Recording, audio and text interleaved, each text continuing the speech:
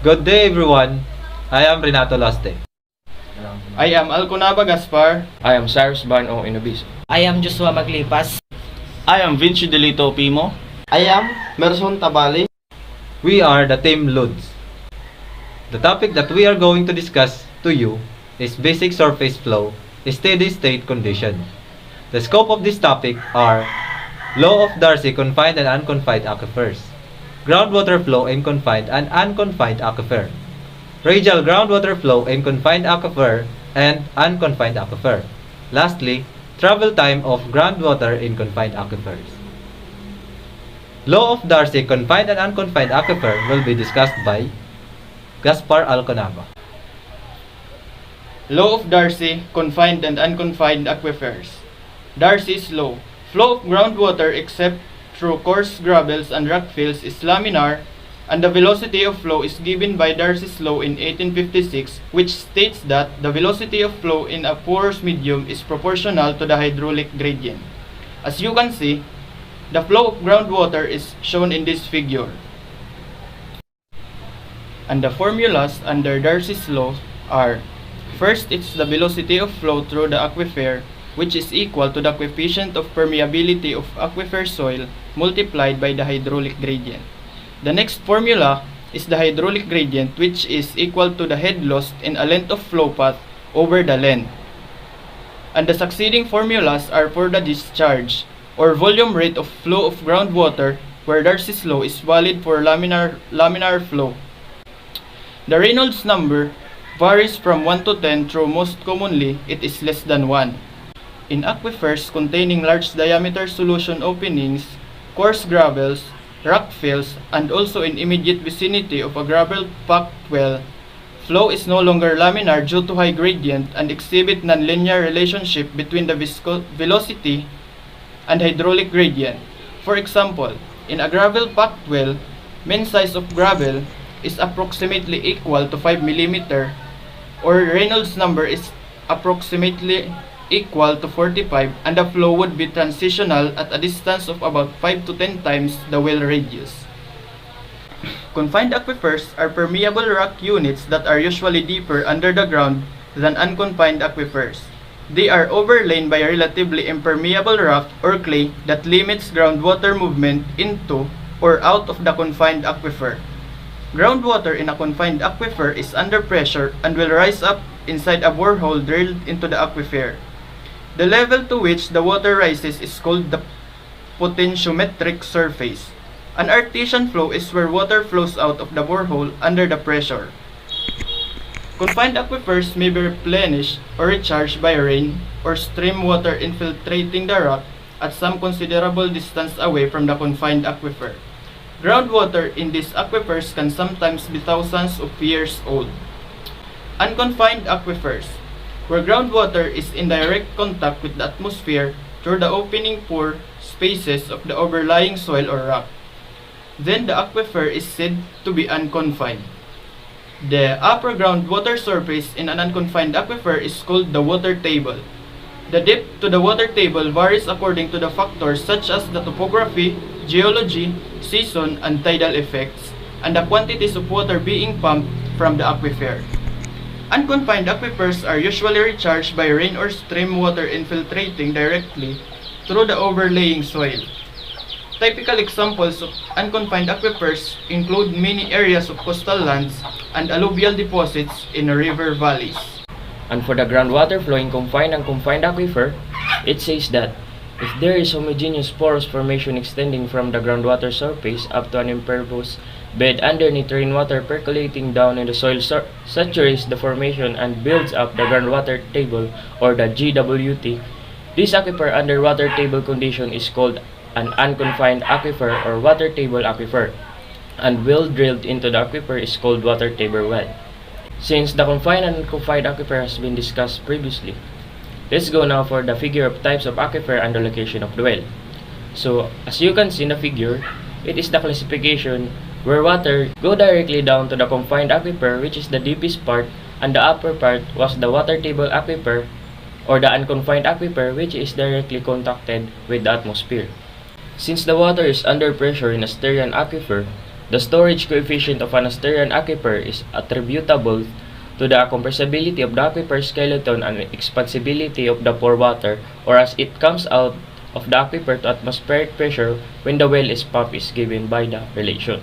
So for the formula of storage coefficient is equals to specific weight of water times the porosity of soil in decimal times the thickness of a confined aquifer times the quantity of 1 over the bulk modulus of elasticity of water plus 1 over porosity of soil in decimal times the modulus of compressibility or elasticity of soil grains of the aquifer.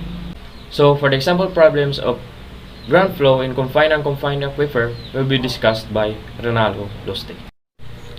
Now we will go to the sample problems of groundwater flow in unconfined aquifer and confined aquifer. First, I will introduce to you the sample problem for groundwater flow in unconfined aquifer. The sample problem states that in a certain alluvial basin of 100 square kilometer, 90 million cubic meter of groundwater was pumped in a year and the groundwater table dropped by about 5 meters during the year. Assuming no replenishment, estimate the specific yield of the aquifer. If the specific retention is 12%, what is the porosity of the soil? The solution to this problem, we will use the formula for change in groundwater storage. The solution to this problem, we will use the formula for change in groundwater storage, which is the change in groundwater storage is equals to the involved area of the aquifer times the fluctuation in groundwater table times the specific yield. Substituting the givens in the problem, we will have 90 times 10 raised to the 6th power is equal to the quantity of 100 times 10 raised to 6th power times 5 times the specific yield. Solving for the specific yield, we will have specific yield equals 0.18. And solving for the porosity, we will have 0.30 or 30% porosity of the soil. Now we will go to the sample problem for groundwater flow in confined aquifer. The sample problem states that an artisan aquifer 30 meter thick has a porosity of 25% and bulk modulus of compression 2000 kilogram per cubic centimeter. Estimate the storage coefficient of the aquifer. What fraction of this is attributable to the expansibility of water? The solution to this problem, we will use the formula for storage coefficient, which is storage coefficient is equals to the specific weight of water times the porosity of the soil times the thickness of the aquifer times the quantity of 1 over the bulk modulus of water plus 1 over the porosity of the soil times the modulus of elasticity of the soil grains of the aquifer. Substituting the givens in the problem, we will have 1000 times 0.25 times 30 times the quantity of 1 over 2.14 times 10 raised to 8 power plus 1 over 0.25 times 2 times 10 raised to 7 power. Solving for the storage coefficient, we will have 1.54 times 10 raised to negative 3. Storage coefficient due to the expansibility of water as a percentage of the storage coefficient above is equals to 7,500 times 0.467 times 10 raised to negative 8 power over 7,500 times 20.467 times 10 raised to negative 8 power times 100 and will result to 2.28%, which is negligible. Take note, in less compressible formations like limestones for which the modulus of elasticity of the soil grains of the aquifer is approximately equal to 2 times 10 raised to 5 kilogram per cubic centimeter and storage coefficient is equals to 5 times 10 raised to negative 5 and the fractions of this attributable to the water and aquifer skeleton are 70% and 30% respectively. Now, the steady radial flow to a well-confined aquifer will be discussed by Joshua Maglitas. I will be discussing the steady radial flow to a well in confined aquifer. To derive the radial flow equation for a well, completely penetrating a confined aquifer, the figure will prove useful. The flow is assumed two-dimensional to a well penetrating a homogeneous and isotropic aquifer. The well discharge at any given point can be as the well discharge is equals to the area times the velocity of flow, or AV is equals to negative 2 pi times the radial distance times the thickness of the aquifer times the coefficient permeability times the slope. Rearranging and integrating the equation for the boundary condition at the well, head loss is equals to the head loss of water and radial distance is equals to the radial distance of water, and head loss is equals to the head loss sub 0 and radial is equals to radial distance sub 0. Some distance away from the well gives the equation Q is equals to 2 pi times the coefficient permeability times the thickness of the aquifer times the head loss 0 minus head loss of water over the natural logarithm times the quantity of R0 over radial distance of water. The above equation is known as the equilibrium or theme equation, which enables the hydraulic conductivity or the transmissivity of the confined aquifer to be determined from a pump well that fully penetrated aquifer. If there are two observation wells close to the pumping well and a distance of R sub 1 and R sub 2 of the observation wells from the pumping well are known, the discharge of the pumping well is known and the water level in the two observation wells of each head loss sub 2 and head loss sub 1 are known. The transmissivity of the calculated by applying the following formula. Transmissivity is equals to the coefficient of permeability times the thickness of the aquifer, or KV is equals to discharge over 2 pi times the quantity of head loss sub 2 minus head loss sub 1 times the natural logarithm of R sub 2 over R sub 1, or KV is equals to Q over 2 pi times the quantity of strutativity sub 1 minus strutativity sub 2 times the natural logarithm of R sub 2 over R sub 1. The following are the assumptions for applying the theme equation. The pumping rate is constant and is pumped for a sufficiently long time to reach the steady state. The observation well are close to the pumping well so that the drawdown is appreciable. The aquifer is assumed to be homogeneous and isotropic, of uniform thickness and the infinite areal extent. The wells penetrate the entire thickness of the aquifer and the original piezometric surface is nearly horizontal. Limitation of the method. Two observation wells are required at different distances from the pumping well to measure the drawdown at given time after pumping. Pumping is carried out for a sufficiently long time to approach the steady state condition. Theoretically, head loss of water at the pump well can be one of the measurement point, but the well losses caused by the flow through the well screen inside the well introduces errors so that the water level in the pumping well head loss of water should be avoided. And for the steady radial flow in an unconfined aquifer will be discussed by Vince Giudelito Opimo. So for the radial flow in an unconfined aquifer, there are three assumptions. First, the aquifer is unconfined and underlined by horizontal aquicloid. Second, the well is pumped at a constant rate. Third, the equilibrium has been reached and there is no further change in drawing with time. So, this is the formula for flow in an unconfined aquifer, where H is saturated thickness, Z is the elevation above the base of aquifer, SS is the specific storage, KV is the vertical hydraulic conductivity, KR is the radial hydraulic conductivity of water extracted by two mechanisms, which is elastic storage and specific yield. So, there are three distinct phases of drawdown: early, middle, and late.